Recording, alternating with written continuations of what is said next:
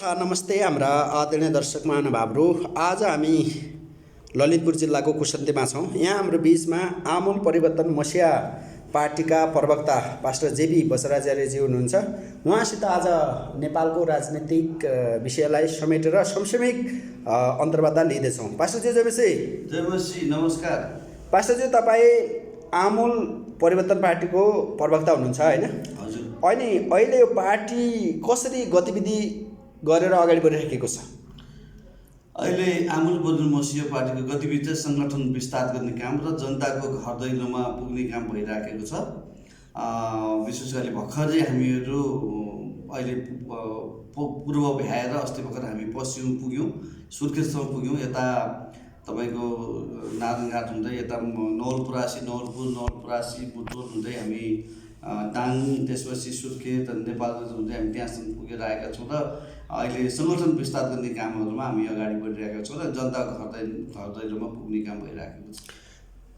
भनेपछि तपाईँको पार्टीका अध्यक्ष लगायत तपाईँहरूको टिम पूर्व मेचीदेखि पश्चिम महाकालीको दौडमै हिँडेको हामीले केही पोस्टहरू फोटोहरू पनि भेट्यौँ होइन? अहिलेसम्म यो पार्टीको पूर्व मेचीदेखि पश्चिम महाकालीसम्म कति जिल्लामा पहुँच पुग्यो त? हाम्रो प्राय कति 57 जिल्लाभन्दा बढी नै पहुँच पुगिसकेको अवस्था छ। अहिले चाहिँ लगभग अब पूर्व मेचीदेखि पश्चिम महाकालीसम्म प्राय सङ्गठन कतिमा तत्काल समिति बनेको छ भने, कतिमा चाहिँ सक्रिय कार्य समिति तयार भएको छ भने, कतिमा चाहिँ कति जिल्लाहरूमा चाहिँ सङ्गठन बन्ने स्थानमा चाहिँ बन्ने क्रममा रहेको छ। त्यहाँ हामी आफै पनि अलिक व्यस्तता हुँदै गर्दाखेरि अलिक व्यस्त भएको कारणले गर्दा अहिले त्यहाँ पुग्न सकेर चाहिँ हाम्रो चाहिँ पहाडी भेगदेखि तराई भेगमा सबै ठाउँमा हाम्रो सङ्गठन अब लगभग बन्ने दिन लाग्यो। यो 77 जिल्लाहरूमा हामी पुग्न लागिसकेका छौँ। केही जिल्लामा पुगिसकेका छौँ र केही जिल्ला मात्र बाँकी छ। अनि तपाईँको पार्टीलाई अहिले क्रिस्चियन्स पार्टी भनेर धेरैले चिन्छन् होइन? क्रिस्चियनहरूको पार्टी भनेर। अनि एक थरी क्रिस्चियनहरूले एकदमै सपोर्ट गरिरहेका छन्, एक थरी क्रिस्चियनले एकदमै विरोध पनि गरिरहेका छन्। यो कुरालाई कसरी हेरिरहनु भएको छ? यो हाम्रो आमूल परिवर्तन मसिया पार्टी भनेर चाहिँ जुन प्रकारले क्रिस्चियन पार्टी भन्ने मानिसहरू एउटा भ्रम सिर्जना गरिएको छ, यो सरासर गल्ती हो। किनभने कुनै पनि धर्मसँगको पार्टी हुँदैन। निर्वाचन आयोगले कुनै पनि धर्मको पार्टी दर्ता गर्न दिँदैन। यो चाहिँ मसियाको अर्थ चाहिँ नबुझेको कारणले हामी नेपालमा जयमेसी भन्छौँ र चाहिँ केही साथीहरूले चाहिँ त्यसैलाई आधार बनाएर क्रिस्चियन पार्टी हो कि भन्ने प्रकारले चाहिँ भ्रम परेको हो। र इन्डियातिर हेर्ने हो भनेदेखि तपाईँको मसिया भनेको चाहिँ फिल्महरू पनि हामी देख्न सक्छौँ। त्यो मसिया भनेको चाहिँ जसले चाहिँ न्यायको काम गर्छ, अन्याय परेका थिचोमिचो परेकालाई छुटाउन उसले भूमिका खेल्छ भने त्यस्तो व्यक्तिलाई मसिया भनिन्छ। त्यो मसिया भन्ने कारणले आज आमूल परिवर्तन मसिया पार्टी चाहिँ नेपाल देशमा हामीले जुन दर्ता गरेर अगाडि आउँदैछौँ, यो आमूल परिवर्तन मसिया पार्टी एउटा कुरो चाहिँ उहाँहरूले सायद अब क्रिस्चियन पार्टी भन्नुको कारण चाहिँ हामी प्राय बढी क्रिस्चियनहरू छौँ। यो पार्टीको नेतृत्व पक्तिमा इमान्दार व्यक्तिहरू छ, किनभने इमान्दार व्यक्तिले मात्र यो देश बनाउन सकिन्छ अनि अरूले बनाउन नसक्ने कारणले गर्दाखेरि क्रिस्चियन यो आमूल परिवर्तन मसिया पार्टीमा चाहिँ प्राय चाहिँ हामी क्रिस्चियनहरू बढी क्रिस्चियन लिडरहरू जो साँच्चै परमेश्वरमा आस्था राख्नेहरू, क्रिस्चियन धर्ममा आस्था राख्नेहरू व्यक्तिहरू, परमेश्वरलाई जीवित परमेश्वरलाई मान्ने र यसुलाई मान्नेहरू व्यक्ति यस पार्टीमा बढी भएको कारणले गर्दाखेरि सायद त्यो कारणले क्रिस्चियन पार्टी भन्नुभएको होला, तर खास वास्तवमा क्रिस्चियन पार्टी होइन। र कतिपय साथीहरू चाहिँ अब रिसाउनुको कारण चाहिँ कति क्रिस्चियनहरूले बुझ्नु भएको छ। अनि हामीले यो कुरा मसिया भनेको के हो भन्ने कुरा चाहिँ हामीले अहिले पूर्व र पश्चिममा बुझाउन जाँदाखेरि, सङ्गठन विस्तार गर्न जाँदाखेरि हामीले त्यहाँ प्रश्न पार्यौँ। मसिया भनेको कारण यो हो भनेर बताउन साथ उहाँहरूले के भन्नुभयो भनेदेखि बरु आमूल परिवर्तन नभई हुने रहेछ। मसिया भने चाहिँ एउटा अन्याय परेकालाई न्याय दिने, तिनीहरूलाई साथ दिने भन्ने कुरो रहेछ। यो नाम चाहिँ हटाउनु पर्दैन, यो चाहिँ राख्नुपर्ने नाम रहेछ भनेर चाहिँ हाम्रा बुटोलदेखि लिएर नेपालगञ्ज उतापट्टिका साथीहरूले, सुर्खेतका साथीहरू, पश्चिम भेगका साथीहरूले त्यो कुरा हामीलाई सुझाव सल्लाह दिनुभएको। त्यस कारणले गर्दा यो कुरा नबुझेको कारण केही क्रिस्चियन साथीहरू रिसाउनु भएको छ। किनभने उहाँहरूले नै यो क्रिस्चियनको नाममा राजनीति गर्ने हो, प्रभु येशूलाई बदनाम गर्ने काम भयो भन्ने प्रकारको चाहिँ केही भित्रबाट आएको कुरा हो। केही क्रिस्चियन जगतबाट केही साथीहरूबाट त्यस्ता कुराहरू आएका हुन्। वास्तवमा चाहिँ त्यो होइन। यो चाहिँ प्रभु येशूलाई बदनाम गर्न खोजेको होइन। किनभने बाइबलले के अनुसार त अब क्रिस्चियन भइसकेपछि प्रभु येशूलाई विश्वास गर्ने व्यक्तिको हृदयमा त प्रभु येशूको बास गर्नुहुन्छ। हामी साँचोको जीवन जिउनुपर्ने हुन्छ, इमान्दार जीवन जिउनुपर्ने, चाहे त्यो मसियो नाउँ राखौँ या नराखौँ, चाहे हामी जुनसुकै पार्टी भए तापनि जे काम गरे, चाहे व्यापार बिजनेस गरौँ, जुनसुकै काम गरे तापनि हामी इमान्दार भएर चाहिँ प्रभुलाई उचाल्ने काम, येशू ख्रीष्ट भएदेखि के गर्नुहुन्थ्यो भन्ने काम चाहिँ हामीले गर्नु नै पर्छ। हामी त्यो गर्नुभएका कारण हो। त्यस कारण यो क्रिस्चियन पार्टी चाहिँ होइन। यो प्रश्न यो न्युजबाट म यो जयबिस टिभी मार्फत सम्पूर्ण देशवासी जनतालाई, क्रिस्चियन जगतलाई, सबै जनतालाई बताउन चाहन्छु, देश विदेशमा रहेकाहरूलाई, यो चाहिँ क्रिस्चियन पार्टी नभएर चाहिँ यो देशको मुक्तिको लागि एउटा आमूल परिवर्तन गर्नको लागि खडा गरेको पार्टी हो। जस्तो चाहिँ अहिले किन आमूल परिवर्तन मसीह पार्टी चाहिँ आज जन्मिनु पर्यो त भन्दाखेरि, तपाईँले हेर्नुभयो भनेदेखि राणा शासनकालदेखि, राणा शासनबाट उन्मुक्ति प्राप्त गर्नको लागि हामीलाई थाहा छ त्यतिखेर चाहिँ काङ्ग्रेस अनि कम्युनिस्टहरू चाहिँ उठेर चाहिँ त्यो राणा शासनलाई ढाल्ने, राजा पनि मिलेका थिए त्यतिखेर, त्रिभुवनशुद्ध मिलेर राणा शासनबाट त्यो मुक्ति दिनलाई त्यसरी लागि परेको थियो भनेदेखि त्यसपछि गएर चाहिँ काङ्ग्रेस र राजाले जुन प्रकारले सत्ता सम्हाल्दै गर्दाखेरि पछि गएर काङ्ग्रेसलाई पनि फालेर बहुदलीय पञ्चायतन्त्र चाहिँ राजा महेन्द्रले ल्याएको कुरा पनि हामी पाउँदछौँ। फेरि पञ्चायतन्त्रबाट चाहिँ पञ्चायतन्त्रबाट चाहिँ जनताहरूले चाहिँ धेरै दुःख भोग्नु पर्यो, विकास भएन, राज संस्थाले धेरै लुट्यो, त्यो राज संस्थाले चाहिँ जनतालाई सुख दिएन, बाटोघाटो धेरै कुरामा चाहिँ राज संस्थाले चाहिँ अन्याय गर्यो भनिसकेपछि अनि बहुदल पार्टीहरू, विभिन्न पार्टीहरू, एमाले काङ्ग्रेस सबै मिलेर चाहिँ हामी 46 सनको आन्दोलन, हामी थाहा छ 46 सनको आन्दोलन गरियो, जसले गर्दा बहुदल तन्त्र आयो। त्यसपछि त्यहाँबाट पनि जनताले के आशा राखेको थियो भनेदेखि बहुदल तन्त्र आइसकेपछि जनताले चाहिँ परेको पिर मर्का चाहिँ हट्छ, जनताको चाहिँ दुःख चाहिँ अब यो पार्टीले बुझ्छ भन्ने कुरा जनताले ठुलो आशा राखेको थियो।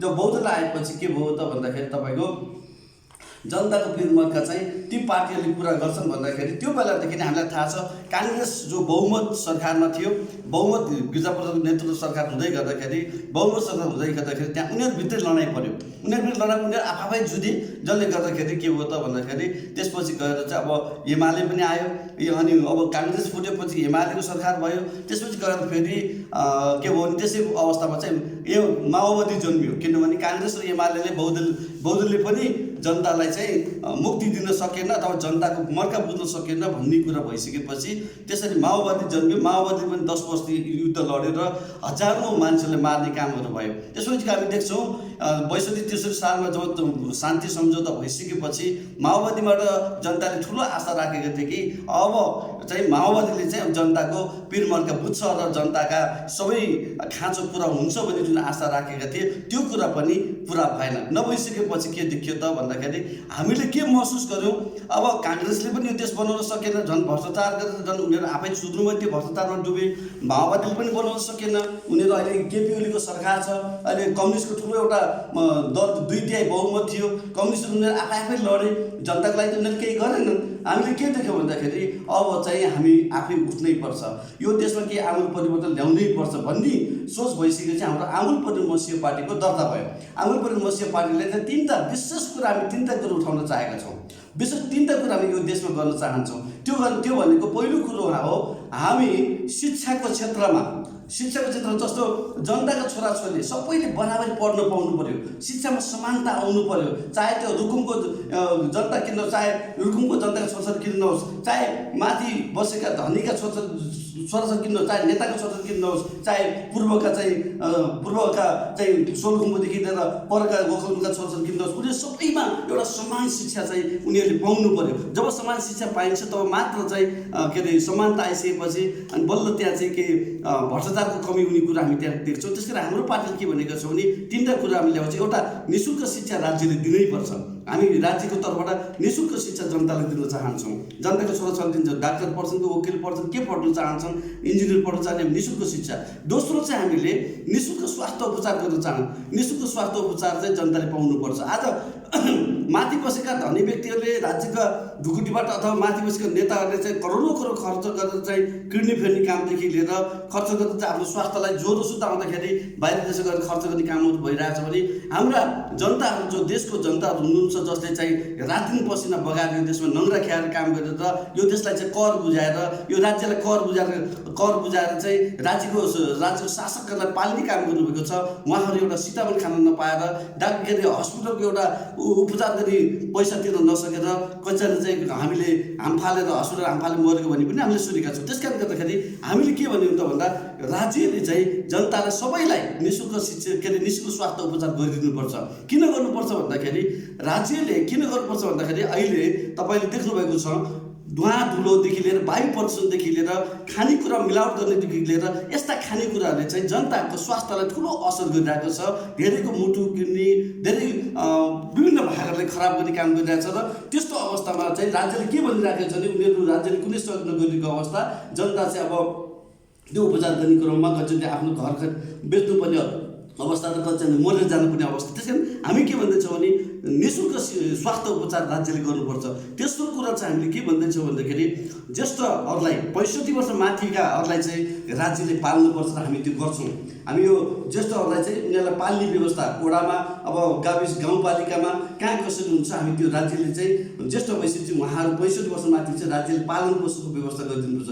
जब हामी यो तिनवटा कामहरू गर्छौँ हामी यो तिनवटा गर्नेवाला छौँ। हाम्रो जब हाम्रो पार्टी जब सत्तामा आउँछौँ जब हाम्रो सत्तामा आएपछि हामी यो काम गर्छौँ नै यो तिनवटा काम हामी गऱ्यौँ भने भ्रष्टाचार हटिहाल्छ। अहिले भ्रष्टाचार यति साह्रो मौलाएको छ कि सबैजना भ्रष्टाचार गरिरहेको भ्रष्टाचार हुने कारण पनि त्यही हो कि छोराछोरी पढाउनुको लागि अहिले लाखौँ मानिसहरू लाखौँ युवा युवतीहरू देश विदेश गइरहेको अवस्था छ। लाखौँ विदेशीको अवस्था छ है। छोराछोरी पढाउनुको लागि त्यहाँबाट पैसा कमाउँछ त्यो पैसा पठाएर यहाँ बोर्डिङले खाइदिन्छ भने आज शिक्षा वर्ष निःशुल्क के अरे हामीले उपलब्ध गराइदिन सक्यौँ भने त्यो प्रकारको पैसालाई पनि हामीले कम गर्न सक्ने अवस्था देखिन्छ। अर्को कुरो तपाईँको जब हामी यो तिनवटा काम गर्छौँ निःशुल्क स्वास्थ्य उपचार निःशुल्क पढाइ निःशुल्क शिक्षा निःशुल्क चाहिँ तब 65 वर्ष माथिका ज्येष्ठहरूलाई चाहिँ पाल्ने व्यवस्था गर्छौँ भने भ्रष्टाचार देशमा हुँदैन। भ्रष्टाचार गर्दा यही तिनवटा कामको लागि नै मान्छेहरूले चाहिँ पछि पैसा चाहिन्छ भनेर छोराछोरी पढाउनु पैसा चाहिन्छ भनेर स्वास्थ्य उपचार गर्नु पैसा चाहिन्छ भनेर चाहिँ पैसा जम्मा गर्ने काम र भ्रष्टाचार गर्ने कामहरू भइरहेको अवस्था छ। त्यसो हामी यो परिवर्तन यो आमूल परिवर्तन यो देशमा गर्न चाहन्छौँ। त्यस कारण हामी अगाडि आएका हौँ। पास्टरजी तपाईँ अब आमूल परिवर्तन मसिया पार्टीको प्रवक्ता पनि हुनुहुन्छ होइन? यो आमूल परिवर्तन मसिया पार्टी कस्तो खाले पार्टी हो? कम्युनिस्ट खाले पार्टी हो कि डेमोक्रेटिक पार्टी हो? बताइदिनुहोस् त प्रश्नसँग। यो आमूल परिवर्तन मसिया पार्टी भनेको चाहिँ आध्यात्मिक भौतिकवाद भन्छौँ। आध्यात्मिकमा चाहिँ भौतिकवादको जगमा टेकेर समृद्धशाली राष्ट्र निर्माण गर्ने भन्ने कुरा हो। यो चाहिँ कम्युनिस्टसँग पनि सम्बन्ध छैन यो काङ्ग्रेससँग पनि सम्बन्ध छैन। भनेपछि न त कम्युनिस्ट न त डेमोक्रेट यो मिक्स खाले हो होइन। यो चाहिँ यस्तो त्यस्तो भौतिकवादी हो त। त्यसो भए यो कस्तो भने हाम्रो आध्यात्मिक भनेको चाहिँ तपाईँको आत्मा छ सबैसँग आत्मा छ। भौतिक भनेको तपाईँ शरीर छ सबैसँग शरीर छ नि। यो आध्यात्मिक भौतिकलाई चाहिँ अब आत्मालाई पनि शरीरलाई पनि खान चाहिन्छ। त्यस कारण गर्दाखेरि आध्यात्मिक भौतिकवाद चाहिँ एउटा समृद्धशाली राष्ट्र निर्माण गर्ने भनेको चाहिँ अब यो सबै कुराले चाहिँ अर्को छोराले राम्रो मिठो खान पाउने मेरो छोराले खान किन नपाउने त होइन? सबै यो देशको जनता 3 करोड जनताले चाहिँ राम्रो मिठो खान पनि पाउनुपर्छ। अरूले भोग गरेको सबैले चाहिँ जुन प्रकार सुविधा सुख सुविधा आज राज्यकोमा उच्च पदमा रहेका नेताहरूले पाएको सुविधा धनीले पाएको सुविधा चाहिँ सबैले पाउनुपर्छ भन्ने सिद्धान्तमा यो आधारित छ। त्यस कारणले गर्दा हामी यसलाई अब न त पुँजीवाद भन्न सक्छौँ न त यो कम्युनिस्ट भन्न सक्छौँ। हामी त विशेष गरी चाहिँ हाम्रो यो के भन्ने हाम्रो अध्यक्ष भरत गिरीज्यूले यसलाई नयाँ फर्मुला सिद्धान्त ल्याउनु भएको हो। अनि उहाँको यो दर्शन यो सिद्धान्तलाई सराहना गर्छौँ। उहाँले एउटा बुक पनि लेख्नुभएको छ मेरो राष्ट्र निर्माणमा मेरो सङ्कल्प भन्ने चाहिँ एउटा पुस्तक पनि लेख्नुभएको छ। र हामी त्यसैको आधारमा कसरी हामी देशमा एउटा आमूल परिवर्तन गर्न सक्छौँ एउटा ठुलो परिवर्तन एउटा फड्को मार्न सक्छौँ भन्ने कुरा हो। यसबाट भनेपछि यो आध्यात्मिक भौतिकवादको जगमा उभिएर सुखी नेपाली समृद्ध नेपाल बनाउने योजना र भिजन छ यसमा। हजुर किन भन्दाखेरि यो समृद्ध नेपाल बनाउने आध्यात्मिक भनेको चाहिँ तपाईँको सबैले आफ्नो धर्म मान्न पाउनु पर्यो। आफ्नो आफ्नो धर्म कर्म मान्न पाउने। अनि कम्युनिस्टले त मान्दैन कम्युनिस्टले त मान्दैन।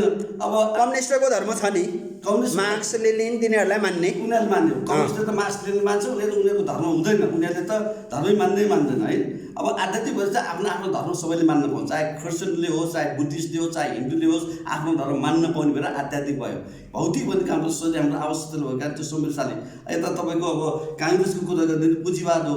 पुँजीवादले के भन्छ भने अरूलाई मारेर आफू धनी हुने जसरी हुन्छ धनी मजमजा गर्ने कुराहरू हो। त्यसले गर्दा चाहिँ हाम्रो यता मिल्दैन। हाम्रो चाहिँ एउटा छुट्टै एउटा सिद्धान्त चाहिँ प्रतिवाद गरिएको छ। अनि यो तपाईँको पार्टीको सुरुवाती स्थापना गर्दाखेरि यो क्रिस्चियन पार्टी नै हो भनेर अध्यक्ष लगायत केही व्यक्तिहरू एकदमै भाषणै दिनुभएको छ हैन। तपाईँले भन्नुभयो कि यो आमूल परिवर्तन मसिया पार्टी क्रिस्चियन पार्टी होइन भनेर अहिले तपाईँले भन्नुभयो। तर यो कुरा के हो, फेरिएको हो कि अर्थात् तपाईँ लगायत केही व्यक्तिले अर्कै कुरा भन्ने, अर्थात् अध्यक्ष लगायत केही व्यक्तिले अर्कै कुरा भन्ने हो, के हो यो बारे प्रश्न पारिदिनु न। मलाई जहाँसम्म लाग्छ अध्यक्षज्यूले यो दर्ता गरेर क्रिस्चियन पार्टी सुरुमा भने जस्तो लाग्छ। फेरि सुरुमा एकचोटि चाहिँ क्रिस्चियनै भनेर नाम राखेको थियो, आमूल परिवर्तन क्रिस्चियन पार्टी भन्ने, आमूल परिवर्तन क्रिस्चियन पार्टी भनेर नामै पनि राखे अनि त्यस्तै प्रकारको भाषण पनि गरेका छन्। अनि त्यस समय चाहिँ अब सायद अब त्यो मैले त्यति सुनिनँ। मैले जहाँसम्म सुने कि अब क्रिस्चियनहरू चाहिँ इमान्दार हुने भएको कारणले चाहिँ परमेश्वरको डरमा मान्ने व्यक्तिहरू चाहिँ यहाँ रहन पाउने, विशेष गरी यो त्यो पार्टी त्यो व्यक्तिहरूले चाहिँ पार्टी चलाउने हो। तर क्रिस्चियनै पार्टी भने जस्तो त मलाई लाग्दैन। तर सुरुमा चाहिँ केही समय अब त्यो सायद के भनिन्छ त्यो मैले चाहिँ राम्रो सुनेको छैन है। अब तपाईँ पनि पहिले जनता समाजवादी पार्टीतिर लाग्नुभयो अनि कता कता लाग्नु भएको थियो होइन, कसरी यो आमूल परिवर्तन मसिया पार्टीमा जोडिनुभयो त अहिले? जनता समाजवादी पार्टीको महासचिव भएर काम गर्दै गर्दाखेरि यो पार्टी जन्मेको थिएन, मसिया पार्टी जन्मेको थिएन। यो जनजागरण त थियो, मसिया पार्टी जन्मेको थिएन। म समाजवादी जनता पार्टीको चाहिँ महासचिव काम गर्दै गरिसकेपछि अनि पछि चाहिँ के भयो त भन्दाखेरि हाम्रो नेपालमा क्रिस्चियनहरूलाई साह्रै हेपिएको मैले पाएँ।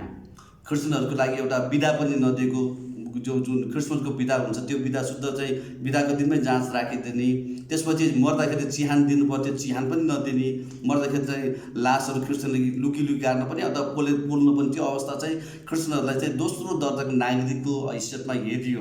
यो देशको नागरिकै होइन जस्तो व्यवहार यो देशको यो अहिले वर्तमान सरकार लगायत गएको सरकारहरूले त्यस्तै व्यवहार अहिले गरिराखेको छ र अहिले त्यही छ। त्यस कारणले गर्दाखेरि मैले के बुझेँ भन्दाखेरि अब जनता समाजवादी पार्टी भनेको चाहिँ तपाईँको हाम्रो प्रेमबहादुर सिंहले लिड गर्नुभएको थियो। उहाँले हामीलाई साथ दिन्छु भन्नुभएको थियो, क्रिस्चियनहरूको लागि पनि म बोलिदिन्छु भन्नुभएको थियो। उहाँले बोल्नु भएन, नबोलिसकेपछि त्यो पार्टीमा रहिरहनु मलाई उचित लागेन। त्यसपछि म त्यतिकै बस्दै गर्दाखेरि अनि आमूल परिवर्तन मसिया पार्टीले चाहिँ क्रिस्चियनहरूको लागि हक हितको लागि बोल्ने र अन्याय परेका मान्छेहरूको लागि बोल्ने, चाहे त्यो क्रिस्चियनहरू होस्, चाहे चाहिँ अब गरिबहरू, चाहे सुकुम्बासी हो, चाहे त्यस्तो अन्याय परेका मान्छेहरूको लागि बोल्ने पार्टी भएको कारणले गर्दाखेरि मैले के बुझेँ भने यो पार्टीद्वारा नै हामी चाहिँ हाम्रो क्रिस्चियनलाई परेको मर्का पनि हामी पुरा गर्न सक्छौँ र उहाँहरूलाई दिनु पनि न्याय पनि दिन सक्छौँ र अरूलाई परेको अन्याय पनि तिनीहरूलाई पनि न्याय दिन सक्छौँ भन्ने लागिसकेपछि अनि म यो पार्टीमा आबद्ध भएको। अनि अहिले अब केपी ओली सरकार छ नि, यो केपी ओली सरकारलाई तपाईँको पार्टीको हेर्ने दृष्टिकोण चाहिँ के छ त? अहिलेको केपी ओलीको पार्टीको जुन सरकारलाई चाहिँ हाम्रो हेर्ने दृष्टिकोण भनेको चाहिँ हामीले उहाँलाई सपोर्ट पनि गर्दैनौँ। अब असपोर्ट गर्ने भने त उहाँको विरुद्ध पनि हामीले बोलेका छैनौँ, किन भन्दाखेरि उहाँहरू आफै खस्नु भएको छ, उहाँहरू आफै बदनाम हुनुभएको छ। अहिलेको केपी ओली सरकार उहाँहरू आफै जुधिरहनु भएको छ। अहिले जगजाहेर देखिनु भएको छ। प्रचण्ड र केपी ओलीको लडाइँले गर्दा उहाँको पार्टीमा निकै ठुलो चाहिँ विरोध र लडाइँ भइरहेको अवस्था र जनतालाई नहेरेको अवस्था देखिएको अवस्था छ। र यसकारण केपी ओली को सरकारले राज्यलाई जनतालाई दिनुपर्ने सुख सुविधाहरू कोरोना भाइरस भइरहेको अवस्थामा कसरी जनताको खाँचो पुरा गर्ने, बाटोघाटोदेखि लिएर पानी व्यवस्था, प्रदूषण आदि कति दिन भइसक्यो, यो प्रदूषण कसरी व्यवस्थापन गर्ने भन्ने कुरामा चाहिँ केपी ओलीको सरकारले गरिरहेको अवस्था छैन। त्यस कारणले गर्दा केपी ओली सरकारप्रति हाम्रो कुनै समर्थन छैन र हामी उनीहरूलाई साथ दिन समर्थन दिन सक्दैनौँ, किनभने उनीहरूले राम्रो काम गरे भन्न सक्दैनौँ। किन उनीहरूले चाहिँ केपी ओलीकै सरकारले चाहिँ क्रिस्चियनहरूको लागि अनि कतिपयहरूको लागि चाहिँ त्यो बिदा कटौती गर्ने कामहरू पनि गरियो, अन्याय गर्ने कामहरू पनि गरियो। त्यसले गर्दाखेरि हामी उनीहरू पक्षमा छैनौँ। उनीहरूले जुन अहिले अब कति समस्या चलाउँछन्, अबको चुनावमा चाहिँ हामी आइहाल्छौँ। अब के अरे प्रवक्ताज्यू, हामी अन्तमा आएका छौँ होइन। अब जाँदा जाँदै जेएमसी टिभी हेरिरहनुभएका दर्शक महानुभावलाई के भन्न चाहनुहुन्छ? यहाँ जेएमसी यहाँ विशेष गरी त आज एउटा सुनौलो अवसर परेको रहेछ। वैशाख अब यो 2077 साल जाँदै गर्दा 2078 साल लाग्यो। यो नयाँ वर्षको विक्रम सम्वत नयाँ वर्ष 2078 सालको शुभकामना सम्पूर्ण देश विदेशमा रहनुभएका हाम्रा नेपाली दाजुभाइ दिदीलाई दिन चाहन्छु। र साथै हाम्रा क्रिस्चियन जगतका अग्रज दाजुहरू हुनुहुन्छ, जो दाजुहरू क्रिस्चियन जगत हुनुहुन्छ, एकचोटि हामीलाई बुझिदिने कोसिस गर्नुहोस्, आमूल परिवर्तन मसिया पार्टीलाई बुझिदिने कोसिस गर्नुहोस्। हामी नितान्त अन्याय परेकाहरूलाई साथ दिन चाहन्छौँ। यो देशमा एउटा ठुलो परिवर्तन ल्याउन चाहन्छौँ। हामी खास सांसद मात्रै हुन चाहेका होइनौँ। सांसद मात्र हुन चाहेको भए म पहिला भइसक्थेँ, हामी पहिला भइसक्थ्यौँ। हामी देशमा नै एउटा ठुलो परिवर्तन चाहेको कारणले गर्दाखेरि, एउटा आमूल परिवर्तन ल्याउन चाहेको कारणले गर्दाखेरि हामी यो अभियानमा लागेका छौँ। यस अभियानमा तन मन धन के दिएर हुन्छ हामीलाई साथ दिनुहोस् भनेर म यसै जयमसी टिभी मार्फत चाहिँ आह्वान गर्न चाहन्छु। र धन्यवाद हाम्रो जयमसी टिभीका सञ्चालकज्यू हाम्रो पास्टर वीरेन्द्र चन्द्रज्यू, तपाईँलाई धेरै धन्यवाद यो मौका मलाई दिनुभयो। हुन्छ पास्टरज्यू, तपाईँलाई धेरै धन्यवाद। आफ्ना बहुमूल्य भनाइहरू राखिदिनु भयो र आमूल परिवर्तन पार्टीको बारेमा प्रश्न पारिदिनु भएको लागि धेरै धन्यवाद। जयमसी। जयमसी, नमस्कार।